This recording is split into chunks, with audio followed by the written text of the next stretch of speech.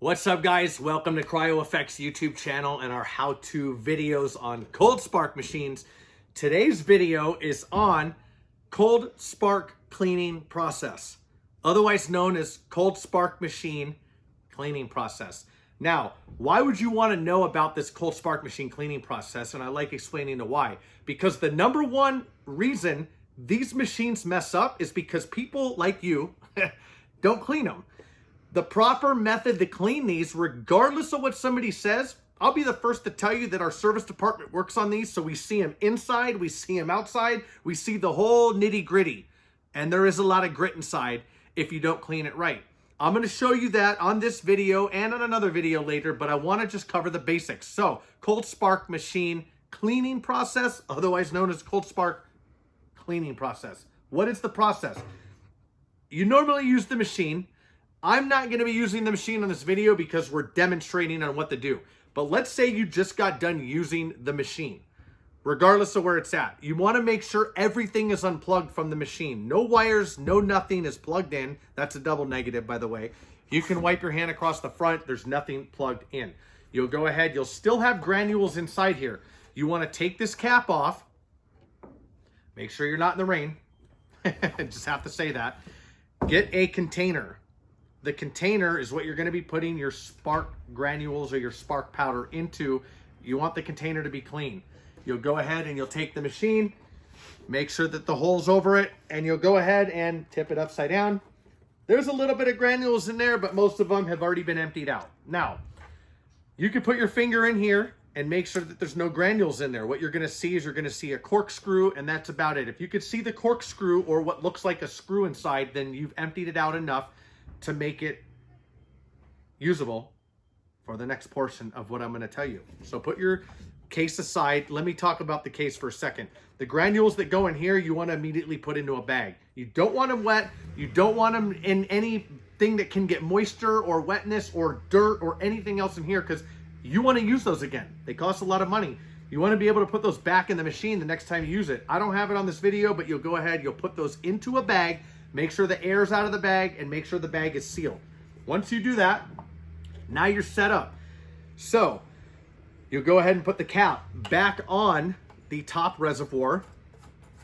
And then you'll go ahead. I'm not going to do this on this video. And if you want to comment about it, that's fine. We've had comments before on why you didn't do that, but I'm going to tell you why. Because I want to get to the point.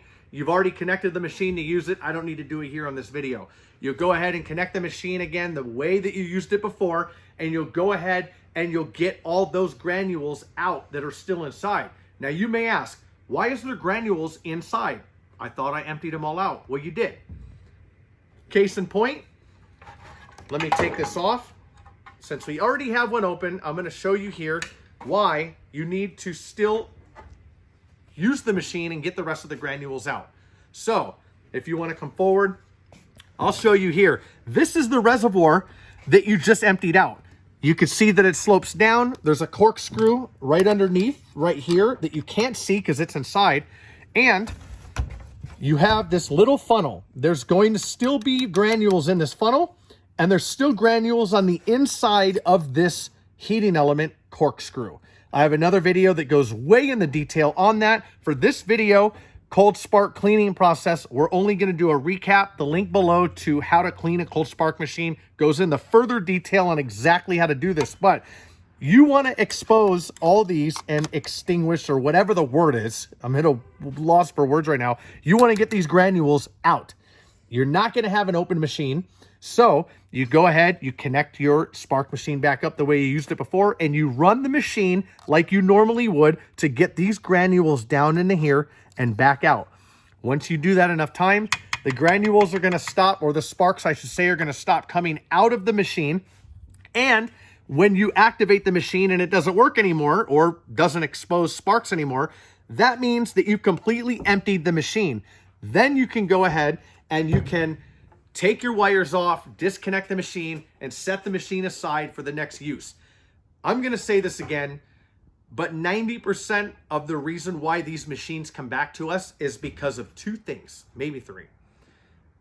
They're moved around and those granules compact. Another video on just the cold spark powder talks about that. Those granules compact in here, or in this funnel, and you're not able to use those because they don't funnel back down into where they need to go. Or you don't empty them out here. You don't empty, if you didn't empty them out here, they're clearly not emptied out right here because you didn't use the machine even more to empty everything out. You get what I'm saying? Those granules sit inside this heating element, and the other video below shows it, but what happens is they will cool down, then they heat back up when you turn it back on, and that process over and over leaves residual on the inside of the walls of the chamber where the heating corkscrew goes through, or the actual heating corkscrew itself.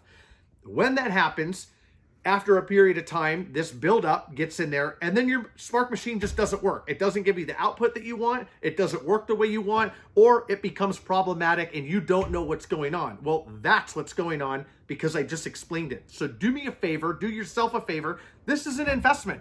Treat it as such. We call it a cold spark machine because it is a machine, but this machine will make you money if you use it the right way. So take the extra time, clean it out after every use. Don't leave the granules in it. I don't care what other companies do, Pro Blitz or Blitz X or Phoenix or any of these other ones. This particular machine is an iSpark FX Mini.